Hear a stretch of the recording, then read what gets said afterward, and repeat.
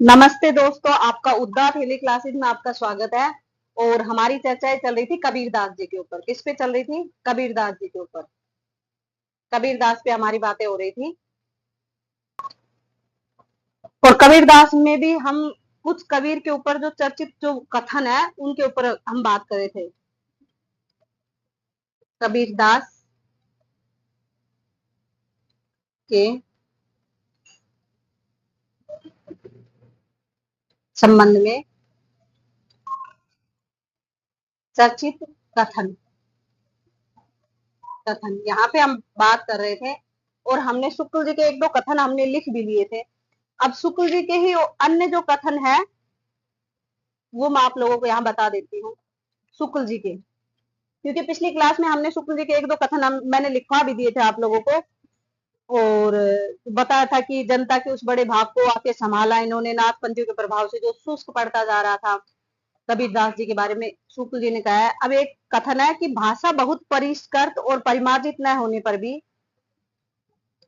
भाषा बहुत परिष्कृत और परिमार्जित परिमार्जित न होने पर भी न होने पर भी कबीर की उक्तियों में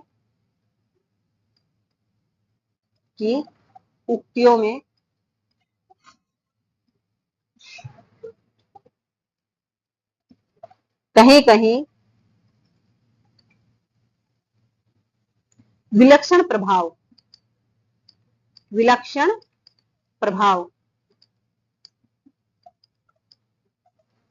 और चमत्कार है और चमत्कार है। एक अन्य यहीं पे इसी के साथ ही लिख लिए, वैसे इसके साथ ही था, मैंने सोचा कि अलग लिखवा दो, लेकिन यहीं पे लिख लीजिए कि प्रतिभा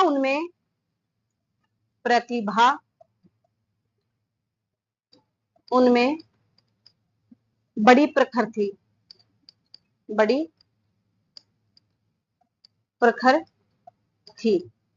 इसमें संदेह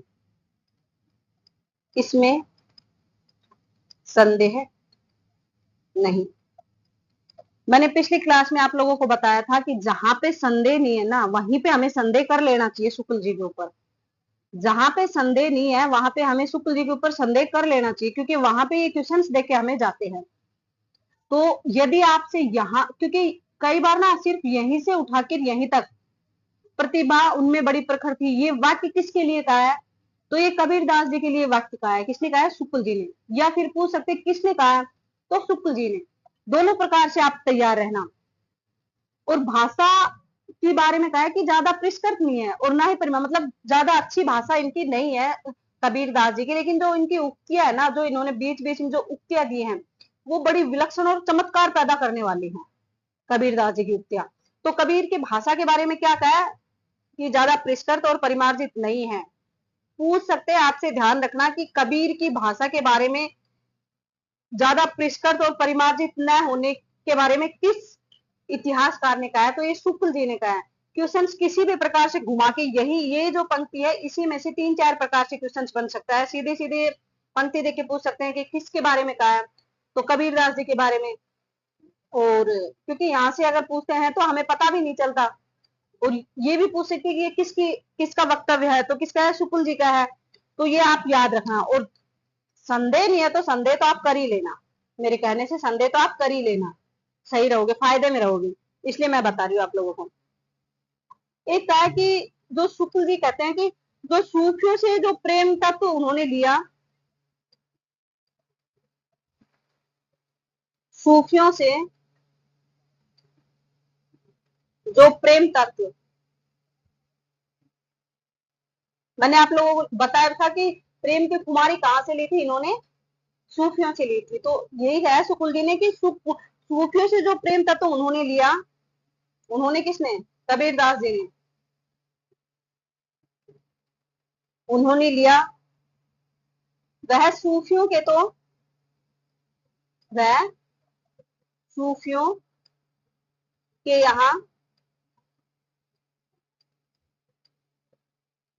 चाहे काम वासना चाहे काम वासना ग्रस्त रहा हो ग्रस्त रहा हो या हुआ हो रहा हो पर निर्गुण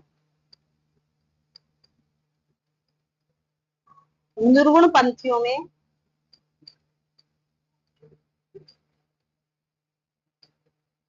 निर्गुण पंथियों में अविकृत रहा। अविकृत मीन्स उसका विकृत रूप, मतलब बेकार जो रूप हमें जो अच्छा नहीं लगता है ऐसा नहीं रहा। यह निसंदेह प्रशंसा की बात है। यह निसंदेह, मैंने बताया था ना, जहां पे संदेह नहीं है ना वहां पे तो संदेह कर लेना ही चाहिए। यहाँ पे फिर निसंदेह इन्होंने कह दिया, तो निसंदेह प्रशंसा की बात है। मैंने आप लोगों को कहा था कि जहां पे संदेह नहीं कहे ना वहां पे तो आपको संदेह कर ही लेना चाहिए शुक्ल जी के ऊपर। ये आप लोगों को थोड़ा सा मैं हिंट दे रही हूँ आप लोगों को एग्जाम में शुक्ल जी के वाक्यों को पकड़ने के लिए। ये कहते हैं कि जो सूफियों के वहां से जो प्रेम की खुमारी, मैंने आप लोगों को प्रेम की खुमारी कहाँ से ली है, मैंने आप लोगों को लिखवा भी दिया था कि प्रेम की खुमारी वहां से लिए हैं, सूफियों से, सूफियों से। ठीक है, तो इसके ऊपर ही बताया कि जो सूफियों से जो प्रेम लिया था ना, प्रेम तत्व जो इन्होंने ग्रहण किया था निर्गुण पंथ में, वो चाहे तो सूफियों के यहाँ पे काम वासना से मतलब ग्रस्त रहा हो, लेकिन निर्गुण पंथ में ऐसा विकृत रूप इसका देखने को नहीं मिलता है। ये भी किसने कहा है, शुक्ल जी ने कहा है। एक शुक्ल जी का ही कथन है कि शुक्ल जी कहते हैं कि इन्होंने भारतीय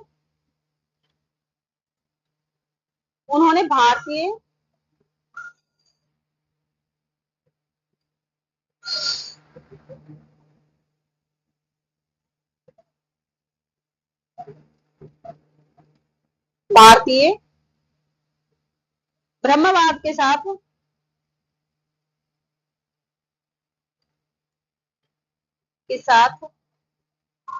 सूफियों के भावात्मक, सूफियों के भावात्मक रहस्यवाद, रहस्यवाद हठ योगियों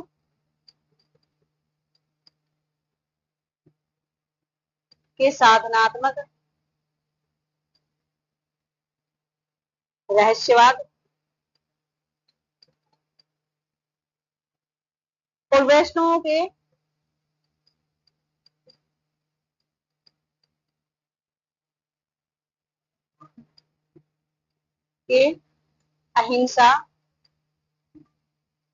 अहिंसावाद तथा प्रपत्तिवाद प्रपत्तिवाद का मेल करके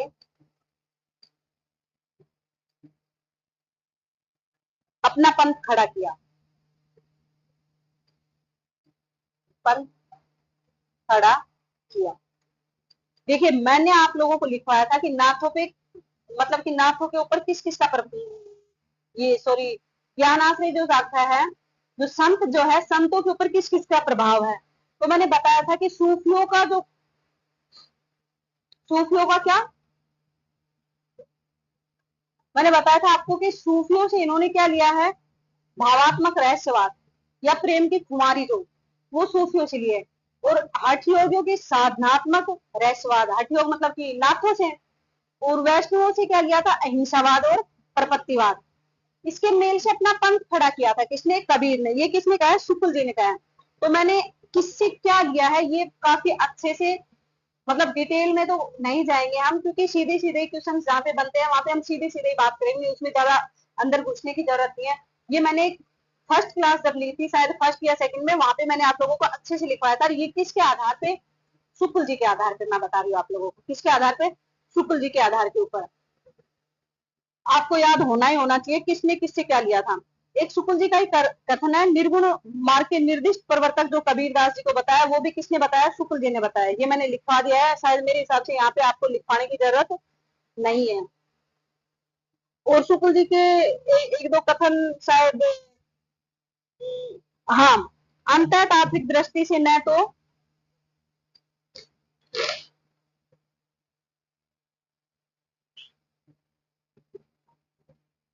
अंतर नहीं आता है, तात्विक दृष्टि से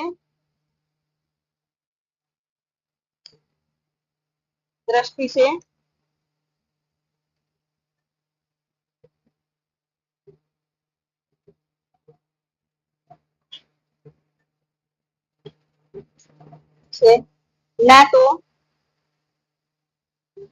हम इन्हें पूरे अद्वैतवादी, इन्हें हम पूरे पूरे अद्वैतवादी अद्वैतवादी कह सकते हैं,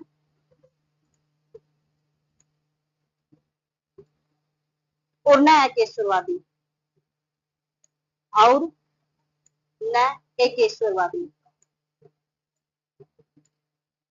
एकेश्वरवादी दोनों का मिला जुला रूप,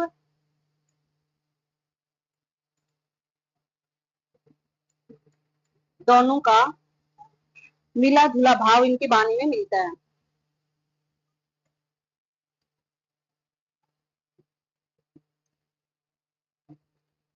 मिला जुला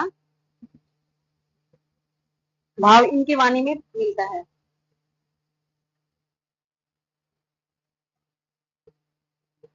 में मिलता है।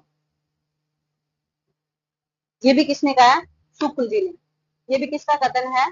तात्विक दृष्टि से न तो इन्हें हम पूरे अद्वैतवादी कह सकते हैं, मतलब पूर्ण रूप से ना तो इसको अद्वैतवादी कह सकते और ना ही एकेश्वरवादी। दोनों का मिला जुला भाव इनकी वाणी में मिलता है। ये भी किसने कहा है? शुक्ल जी ने कहा है। एक कथन शुक्ल जी का ही है कि शुक्ल जी कहते हैं कि इस शाखा की रचनाएं साहित्यिक नहीं है। किस शाखा की? जो ज्ञानाश्रय जो शाखा है, इसकी रचनाओं को शुक्ल जी ने कहा कि ये साहित्यिक रचनाएं नहीं है। यहां से लिख लेते हैं कि इस शाखा की रचनाएं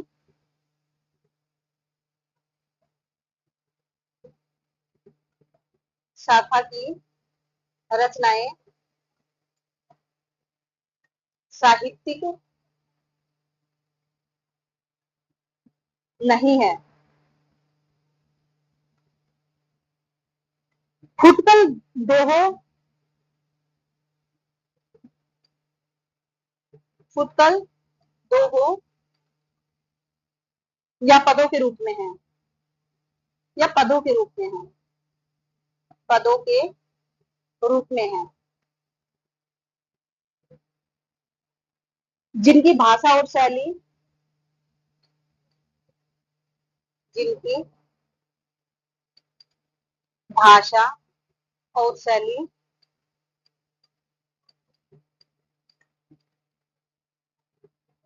अधिकतर अव्यवस्थित और उटपटांग है।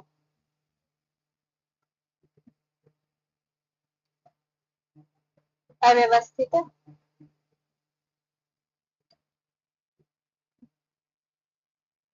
और उटपटांग है। उटपटांग है। तो ये पंक्ति पूछती है कि कबीर की भाषा को अव्यवस्थित और उटपटांग किसने कहा है? अव्यवस्थित और उटपटांग किसने कहा है? तो ये शुक्ल जी का है। इसलिए मैंने ये पूरी पंक्ति आप लोगों को, कई बार ऐसा ना हो कि कभी उठा के पूरी की पूरी पंक्ति आप लोगों से पूछ ले, तो आप लोगों को ध्यान रहे। वैसे तो अव्यवस्थित और उटपटांग है ना, ये तो पूछा हुआ है, तो यहीं से पूछते हैं कि कबीर की भाषा को अव्यवस्थित और उटपटांग किसने माना है? तो किसने माना है? शुक्ल जी ने माना है। जहां पे शुक्ल जी के वक्तव्य खत्म हो जाते हैं ना, तो समझ लो कि वो लगभग लगभग लगभग समाप्त हो गए। शुक्ल जी के जो जो कथन थे, जो जो मतलब वक्तव्य थे, जो जो इन्होंने कबीर जी के बारे में कहा था, जहां जहां से क्वेश्चन बनते थे, मैंने सभी के सभी यहाँ पे आप लोगों को नोट डाउन करवा दिए हैं। जहां से बाहर मेरे को नहीं लगता कि कोई आएगा। और बाकी तो कोई सीमाएं नहीं है। आप लोग शुक्ल जी के इतिहास को उठाइए और एक बार रीडिंग लगा लीजिए, उससे आप लोगों को उसकी भाषा पे भी पकड़ मिल जाएगा, शुक्ल जी किस प्रकार से लिखते हैं, कैसी उनकी भाषा है। अब हम हजारी प्रसाद द्विवेदी जी के ऊपर बात करेंगे। हजारी प्रसाद द्विवेदी जी, हजारी प्रसाद द्विवेदी जी के ऊपर अब हम बात करेंगे। तो हजारी प्रसाद द्विवेदी जी, तो मैंने पहले तो बताया था कि हजारी प्रसाद द्विवेदी जी इनको क्या मानते हैं, भक्त कवि मानते हैं। क्या मानते हैं, भक्त कवि। और मैंने क्या बताया था कि हजारी प्रसाद द्विवेदी जी कहते हैं कि जो इनकी कविताएं है ना वो ढलवे का माल है। कबीर की कविताएं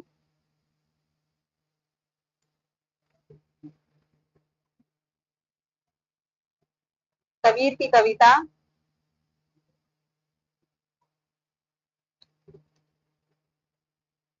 ढलवे का माल। और यहीं पे इन्होंने कहा कि कबीर वाणी के डिक्टेटर हैं। कबीर वाणी के डिक्टेटर हैं। डिक्टेटर या तानाशाह। ये कहते हैं कि जैसे चाहे वैसे ये भाषा को मरोड़ तरोड़ के पेश कर सकते हैं। और कहते हैं कि कबीर की जो कविता है ना बाई प्रोडक्ट है। कबीर की कविताएं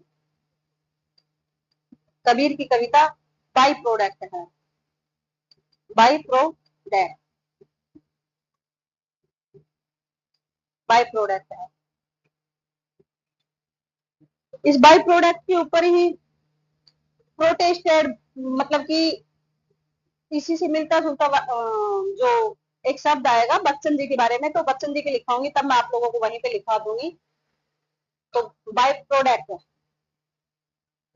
इसको दोबारा से लिख देती हूँ, समझ नहीं आएगा। प्रोडक्ट। और इनकी कविताओं को फोकट का माल भी किसने कहा है, कबीर की कविताओं को फोकट का माल। कविता फोकट का माल है। फोकट का माल, ये भी किसने कहा है, ये भी इसी ने कहा है। किसने, हजारी प्रसाद द्विवेदी जी ने इनके बारे में कहा है। और ये कबीर के उद्धारक आलोचक माने जाते हैं। और इनकी एक, कहते हैं कि रूप के द्वारा अपर रूप की वंदना, रूप के द्वारा अपर रूप, रूप के द्वारा अपर रूप नहीं, सॉरी, अरूप की वंदना। अरूप की वंदना ही करेंगे क्योंकि निर्गुण है ये, तो निर्गुण को मानने वाले। कथ के द्वारा एकथ,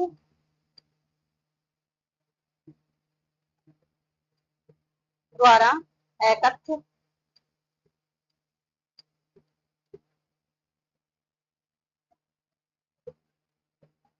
भवनन मतलब भवनित करना। काव्य शक्ति का चरम निदर्शन नहीं तो क्या है, काव्य शक्ति का चरम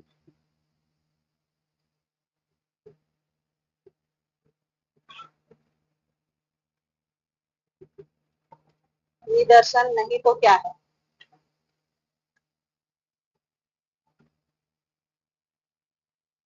ये हजारी प्रसाद द्विवेदी जी ने कहा कि रूप के द्वारा अरूप की, और कथ्य जो है ना, जो कथन है उसके द्वारा जो नहीं कहना वो भी ध्वनित कर देते हैं। ये काव्य की जो शक्ति है ना, उसका चरम रूप नहीं है तो और क्या है। कबीर की जो कविता है उसमें कबीर ने रूप के द्वारा अरूप तो नहीं है ना, उस रूप की व्यंजना इन्होंने की है।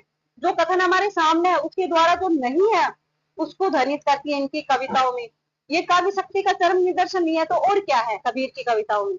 ये किसने कहा है, हजारी प्रसाद द्विवेदी जी ने कबीर के बारे में कहा है। ये हुए कबीर के, क्योंकि मैंने कहा था ना सुकुल जी खत्म होने के बाद तो ये समझो कि लगभग लगभग इतिहासकारों के समाप्त हो जाते हैं। अब हम बात करते हैं मुक्तिबोध। मुक्तिबोध, मुक्तिबोध ने भी कहा है कुछ।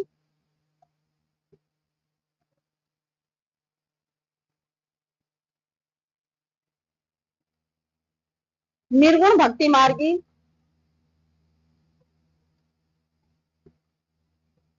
निर्गुण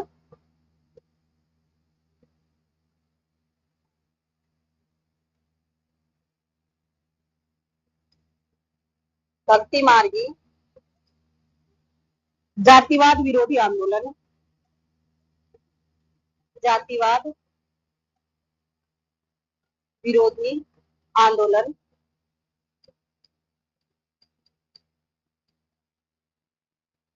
सफल नहीं हो सका,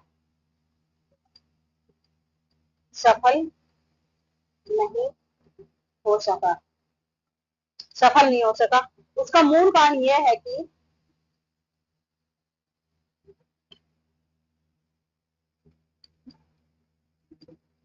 मूल कारण यह है कि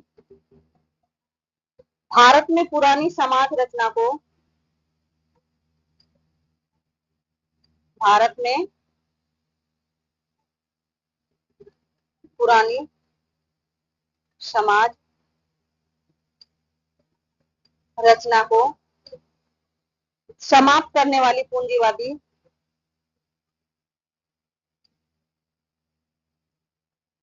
करने वाली पूंजीवादी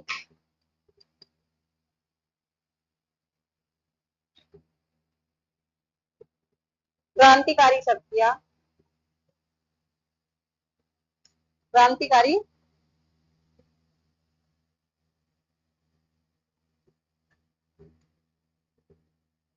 क्रांतिकारी शक्तियां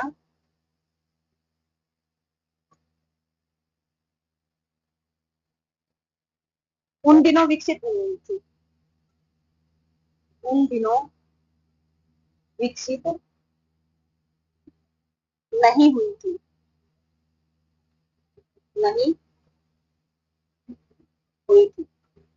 अब देखिए कि मुक्तिबोध कैसे है, प्रगतिवादी विचारक है, प्रगतिवादी, अब प्रगतिवादी है तो वो क्या करेंगे, पूंजीवाद के बारे में तो बोलेंगे ही। तो ये इसको पकड़ने का एक ट्रिक है कि ये किसकी हो सकती है, ये मुक्तिबोध ही कह सकते हैं कि निर्गुण जो भक्ति मार्गी जो जातिवाद विरोधी आंदोलन जो आया था वो सफल नहीं हुआ। क्यों नहीं हुआ? उसका मूल कारण था कि भारत में जो पुरानी जो समाज की जो रचना जो चली आ रही थी उसको समाप्त कौन करता, पूंजीवाद, पूंजीवादी करते। तो वो शक्तियां उस समय विकसित नहीं हुई थी, उस समय विकसित नहीं थी, इसलिए निर्गुण पंथ का जो ये जातिवादी विरोध आंदोलन है ये सफल नहीं हो सका था। ये किसने कहा है? मुक्तिबोध का कथन है। अब आगे देखते हैं तो एक बच्चन सिंह जी है, उसके बारे में हम लिख लेते हैं क्योंकि बच्चन सिंह जी ने भी कुछ ऐसी कही है जो पूछे जाते हैं। Doctor Bachchan Singh, doctor Bachchan Singh, doctor Bachchan Singh. अब देखते हैं कि डॉक्टर बच्चन सिंह क्या कहते हैं। डॉक्टर बच्चन सिंह एक को कहते हैं कि जो कबीर पहले व्यक्ति है जिन्होंने, कबीर पहले व्यक्ति है, पहले व्यक्ति हैं जिन्होंने विभिन्न धर्मों,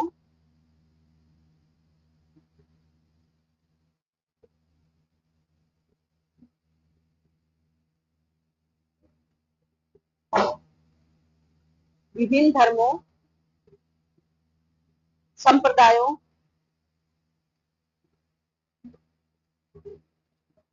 जातियों, वर्णों को नकार कर, को नकार कर ऐसे समाज की स्थापना का प्रयास किया था, समाज की स्थापना का प्रयास किया था,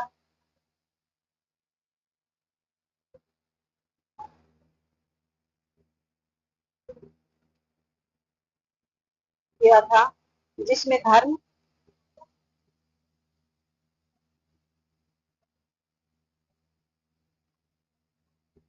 जिसमें धर्म, संप्रदाय, ऊंच नीच,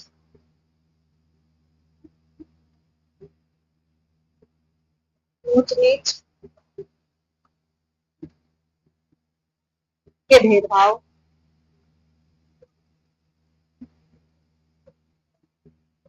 के लिए कोई स्थान ही नहीं है,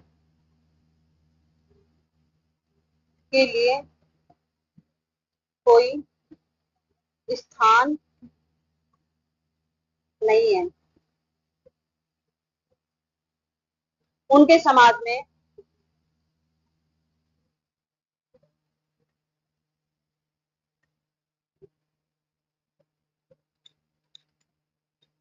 समाज में कोई हिंदू है, न कोई मुस्लिम,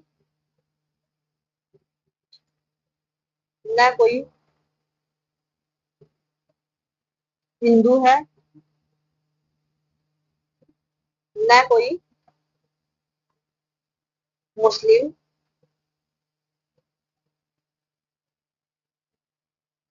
कोई किसी से छोटा बड़ा नहीं है।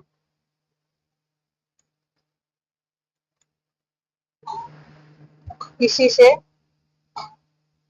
छोटा बड़ा नहीं है। ये किसने कहा है? बच्चन सिंह ने। ये कहते हैं कि इनके एक तरफ हिंदू चला जाता है और एक तरफ मुस्लिम निकल जाता है। इनके लिए सभी बराबर थे उस समय समाज में। जो देखिए दोबारा एक बार देख लेते हैं कि कबीर पहले व्यक्ति है जिन्होंने विभिन्न धर्मों, संप्रदाय, जातियों, वर्णों को नकारा है। वो क्योंकि कबीर तो थे ही ऐसे कि समन्वय की भावना वो लेके आए थे। वो कहते थे कि कोई ना तो कोई हिंदू है, ना कोई मुस्लिम है, ना कोई कोई अन्य जात है ही नहीं, सब परमात्मा के है, उस निर्गुण ब्रह्मा के हैं, उसी का अंश ही हमारे अंदर है। तो कोई जाति धर्म कोई संप्रदाय नहीं था। वो सभी आडंबरों को, सभी कुरीतियों को, सबका विरोध करते थे।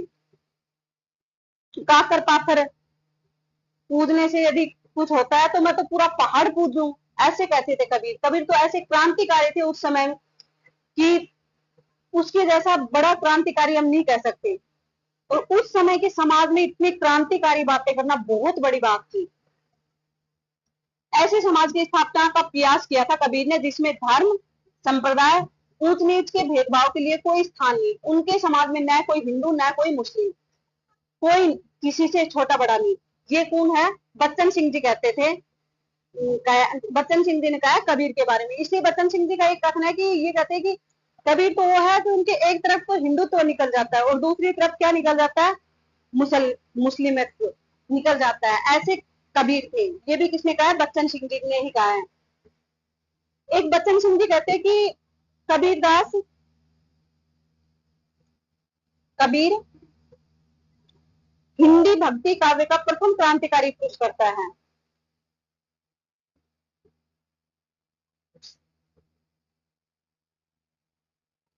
प्रथम क्रांतिकारी पुरुष करता है। क्रांतिकारी पुरुष करता पुरुष करता क्रांतिकारी पुरुष करता कबीर को किसने कहा है? ये भी किसने कहा है? बच्चन सिंह जी ने। एक इनकी कविताओं के बारे में कहा है ये कि इनकी भावनाएं कैसी थी, विद्रोह मूलक भावनाएं थी। ये भी बच्चन सिंह जी ने कहा है कि कबीर की जो भक्ति थी,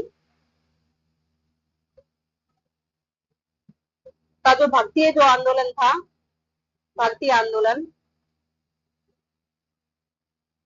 वो विद्रोह मूलक है। विद्रोह मूलक